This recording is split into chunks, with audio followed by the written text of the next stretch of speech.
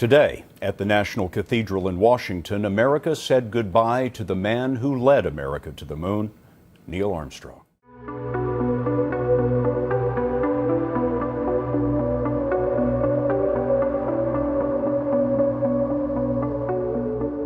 July 20th, 1969, the day humanity carved its mark on the sands of the cosmos by setting foot on the moon. It was truly a remarkable moment adored by people all over the world. And as Neil Armstrong put it, it was one small step for man, one giant leap for mankind. But there was more to this leap and the man who took it than many people realized. In fact, Neil Armstrong kept quite a number of secrets until his death. And now, 11 years after his death, his family has come forth with another shocking revelation. As it turns out, there was much more about this man than humanity ever knew.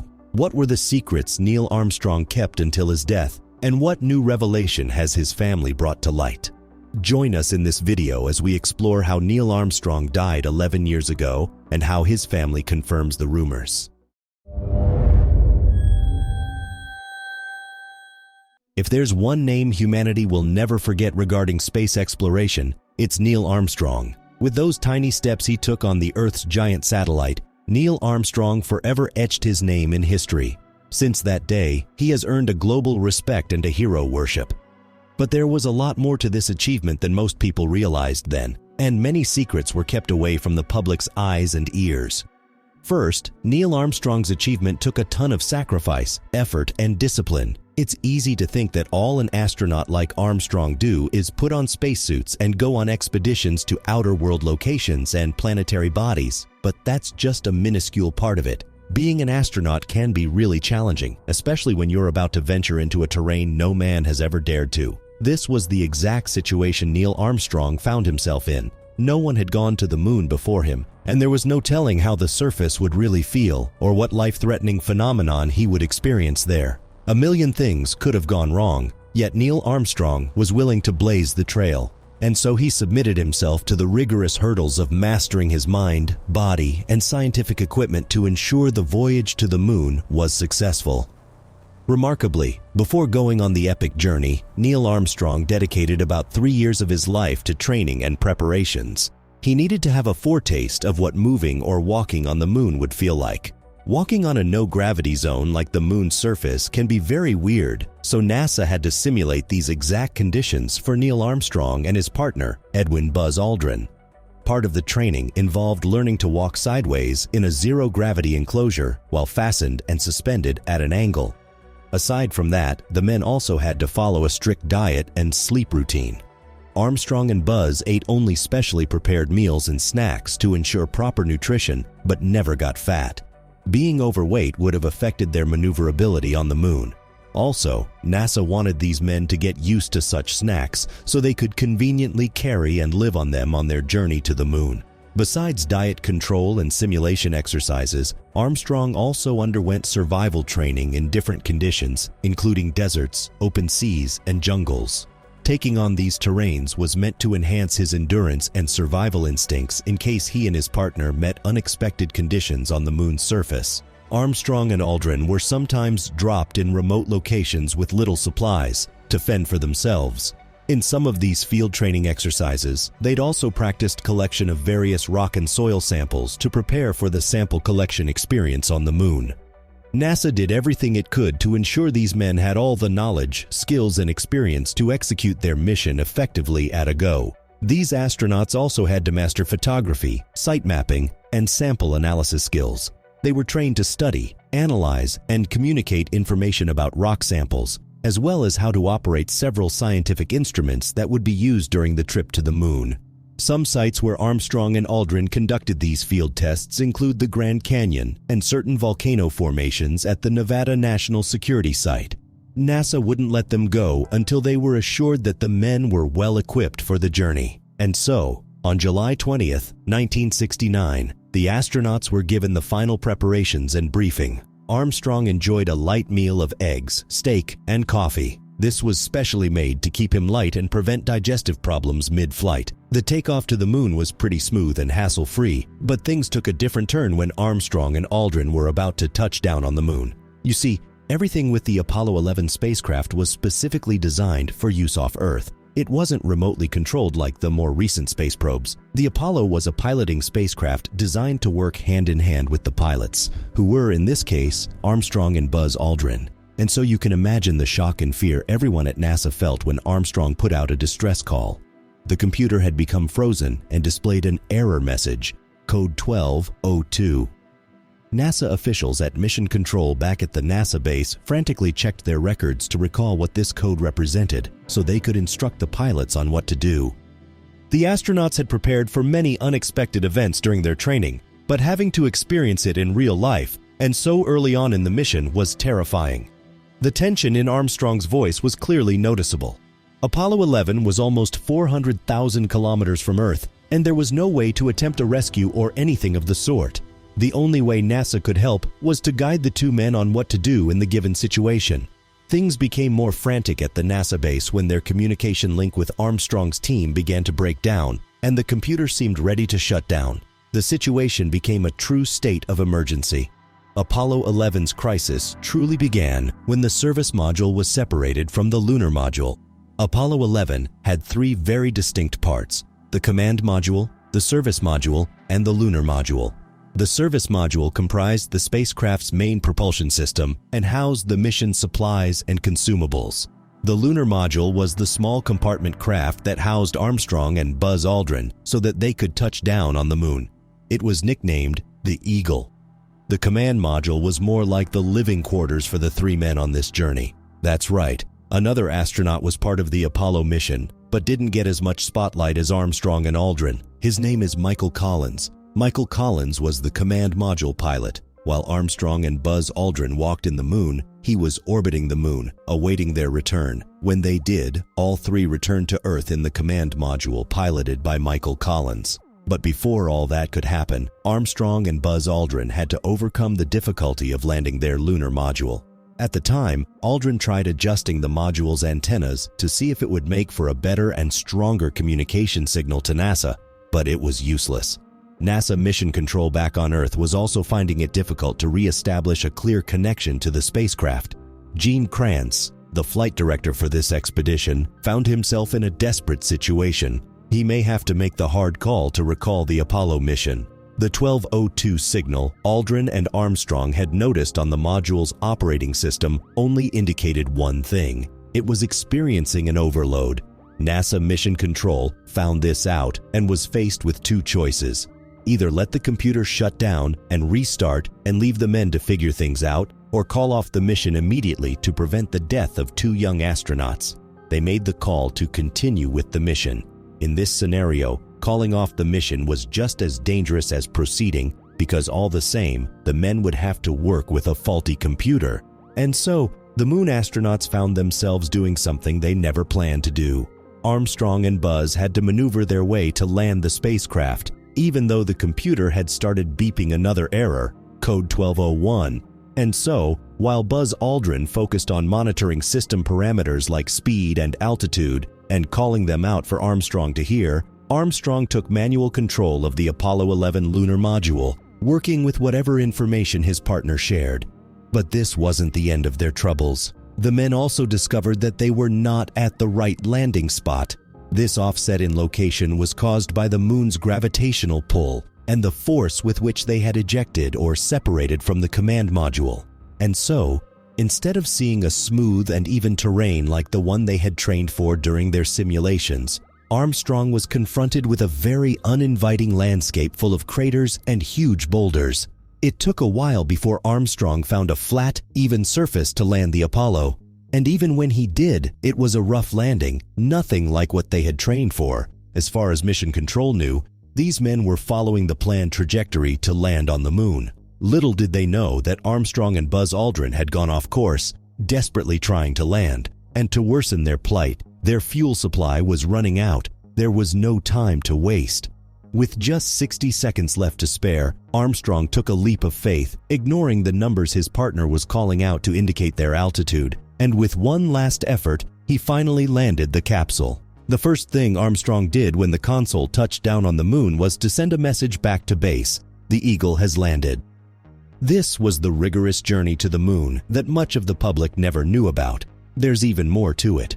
During their epic moon landing, Armstrong spotted what he believed to be alien spaceships. There are rumors that he sent an encoded message to NASA via a secret channel saying, "They're here! They're parked on the side of the crater! They're watching us!" Edwin Buzz Aldrin also admitted to seeing a UFO tailing their spacecraft. He revealed that he had sighted the UFO outside his window, but never made contact with it. As interesting as this was, there was no video evidence for these claims, or if they were never shared with the public. Strangely, Armstrong and Aldrin only shared any possible details of their weird encounters while walking on the moon at the initial interviews.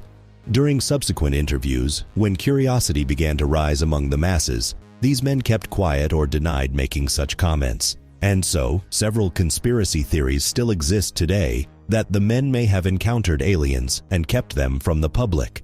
In case you doubt these claims or think they're mere rumors, other astronauts on subsequent space missions to the moon also admitted to seeing weird things. They claimed these things looked like they didn't belong on the moon. According to one of the astronauts, he saw all sorts of objects shaped like a satellite dish. One of the strangest yet interesting conspiracies is that astronauts recovered an alien sample, a woman, during one of the subsequent Apollo missions. The first thing spotted was an ancient alien spacecraft which happened to be about 1.5 million years old. But then the astronauts spotted several remains of what seemed to be alien bodies that got shattered in a crash. The only whole body was that of an alien female with dreadlocks. According to the rumors, this happened during the Apollo 17 mission, but some other sources claim it was during the failed Apollo 20 mission. According to whistleblowers, this mission didn't fail. In fact, it was a joint mission between the US and the Soviet Union to explore the dark side of the moon, which Armstrong and Buzz Aldrin couldn't reach. You may want to know that the whistleblower is a retired NASA agent named William Rutledge, who claimed to have been very much involved in the failed Apollo 19 and 20 missions. According to this retired agent, what inspired this joint mission was that Armstrong and Buzz Aldrin had taken some weird photos of what seemed like structures on the moon. Also, during the Apollo 15 mission, the astronauts had captured what happened to be a large object on the far side of the moon, which authorities suspected to be an alien spaceship. This was what the secret Apollo 20 mission was for, and it was inside this spaceship that the female alien corpse, which seemed to be the pilot, was recovered.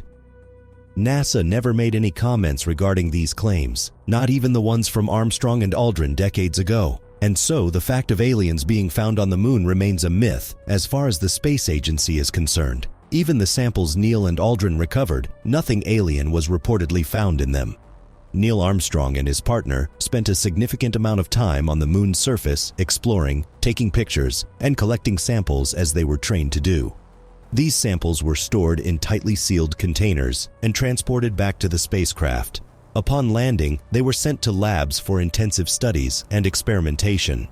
Armstrong and Aldrin also installed various devices on the moon's surface, one of which was made to monitor vibrations on the moon. Thanks to this monitoring device, scientists discovered the moon was not lifeless as they had initially thought, but it was an active, dynamic celestial body. The astronauts also planted a plaque on the moon's surface which read, "Here, men from planet Earth first set foot upon the moon. July 1969, AD. We came in peace for all mankind." These men would have spent more time exploring had NASA not placed a time limit on their mission. You see, inasmuch as NASA had prepared extensively for their trip, the organization didn't want to take any chances.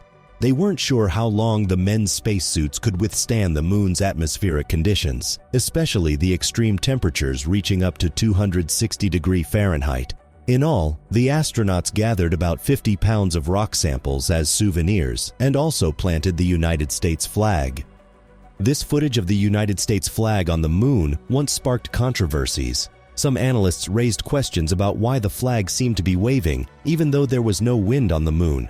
Later, NASA explained that the flag movement was due to lunar vibrations. Though we can never be sure whether Neil Armstrong was holding back information about aliens from the public till his death, but we got to discover another of his secrets. This secret was not revealed by Neil Armstrong himself, but by his widowed wife. It shocked her when she discovered a storage bag that Armstrong had kept hidden all his life. Neil's wife, Carol Armstrong, found the white cloth bag inside one of her late husband's closest. It was filled with all sorts of artifacts and items that belonged to the Apollo spacecraft. After reporting her finding and handing it over to authorities, it was discovered that the bag contained items like Armstrong's waist tether, utility lights, emergency wrench, and his data acquisition camera. When the men returned from the trip, Armstrong had told his partner Michael Collins that it was just a bunch of trash he wanted to take back. That was the only time he ever spoke about the bag of artifacts. Until now, no one has understood why Armstrong kept this bag a secret for over 4 decades, even when it contained items very closely associated with him during the space mission. Perhaps all that this moon hero wanted to do was safekeep the gadgets that had saved his life during the deadly mission to the moon. Maybe he would have one day revealed this secret collection to the world, but he didn't live long enough to. Armstrong passed away on August 25, 2012, leaving his partner Buzz Aldrin, who is still alive and well. This makes you wonder if there are details about Armstrong's death that were kept secret from the public, just like his space mission. How did Neil Armstrong really die? Most people believe that Neil Armstrong died a natural death, but this isn't entirely true. No one is suggesting that he died of moon radiation or anything like that. NASA had taken time to quarantine him and his partners when they returned from the moon due to the risk of contamination with space parasites. The men were kept in a mobile quarantine facility and observed for weeks before being discharged to join the rest of the world. And so, Neil Armstrong didn't die from radiation or space sickness. He died from something even more saddening, something that would have been avoided altogether with just a little more attention and care. Neil Armstrong died due to a medical error. This truth was kept from the world, and as of 11 years ago, when he died, all the public knew was that he had died from illness. But this wasn't the full story. Neil Armstrong's family has revealed that the hero died all because of poor medical care at the hospital he was being treated. The family was made to keep silent on his death with a secret $6 million settlement. However, later, a whistleblower from the family leaked some crucial documents to the New York Times as evidence of the secret deal that had been signed over Neil Armstrong's death. The hospital in question is Mercy Health Fairfield Hospital, just outside of Cincinnati. Armstrong had undergone a heart bypass surgery at this hospital, but it wasn't the surgery that killed him. It was poor post-surgery treatments. Nurses had removed some vital tubes and wires essential to keeping him stable. As a result, complications occurred, and Neil Armstrong suffered severe bleeding and died a week later. Realizing their mistake, the hospital panicked. They feared the bad image that would be cast on them and the possible sanctions they would face. Everyone would say, "They killed Neil Armstrong." It was this fear of bad publicity that drove them to pay the Armstrong family $6 million in a bid to keep the matter secret. When news agencies investigated the matter, the hospital refused to comment on details of the settlement, and so it turns out that Neil Armstrong would have lived a long and blissful life, just like his partner Buzz Aldrin, if only the medical personnel had been a little more careful and caring. The identity of the whistleblower is still not known, but it's likely to be a family member. Thanks to whoever that might be, at least now the world knows the truth about how this space hero really died. Thank you for watching another episode of Voyager. While you are still here, click on the video on your screen to see more mind-blowing videos like this one.